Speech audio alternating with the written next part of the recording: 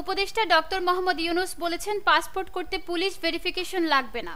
Passport তো আমার নাগরিক অধিকারের একটা অধিকার। এই ধরনের সিদ্ধান্তগুলো জনগণের কাছে পৌঁছে দিতে জেলা প্রশাসকদের প্রতি আহ্বান জানিয়েছেন প্রধান উপদেষ্টা। রবিবার 3 দিন ব্যাপী জেলা প্রশাসকদের সম্মেলনে এই আহ্বান জানিয়েছেন তিনি। সব সেবা অনলাইনে দেওয়ার নির্দেশ দিয়ে ডক্টর মোহাম্মদ ইউনূস বলেন, টাকা দিলেই জন্মসনদ মিলবে এটা হতে পারে না। সব সেবা অনলাইনে দিতে হবে। আগামীতে কারা দেশকে নেতৃত্ব দিবে তা বাছাই করার সময় এসেছে বলে মন্তব্য করেছেন বিএনপির ভারপ্রাপ্ত চেয়ারম্যান তারেক রহমান। বলেন, বিগত 15 বছরে শেখ হাসিনা দেশকে ধ্বংস করে দিয়েছে।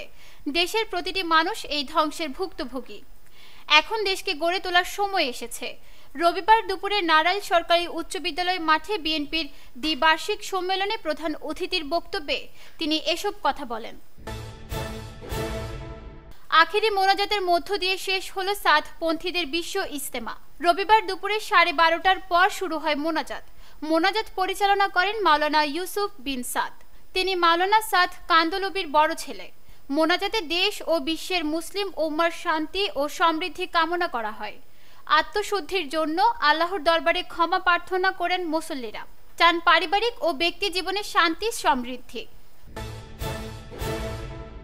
ভোজ্য তেল বিক্রিতে শর্ত জুড়ে দিলে কঠোর শাস্তির মুখে পড়বে বলে তেল সরবরাহকারী প্রতিষ্ঠানগুলোকে হুঁশিয়ারি দিয়েছেন জাতীয় ভোক্তা অধিকার সংরক্ষণ অধিদপ্তরের মহাপরিচালক মোহাম্মদ আলিম আক্তার খান। তিনি বলেন, বাজারে তেলের সঙ্গে চাল, আটা ও চা পাতা সহ নানা ধরনের পণ্য কিনতে ভোক্তাদের শর্ত আরোপ করা হচ্ছে। বাজারে এসবের প্রমাণ মিলেছে, কিন্তু তেল রিফাইনারিকারী কোম্পানিগুলো তা অস্বীকার করছে। রবিবার সকালে রাজধানীর কারওয়ান বাজারের টিসিবি ভবনে সভায় তিনি এসব কথা বলেন।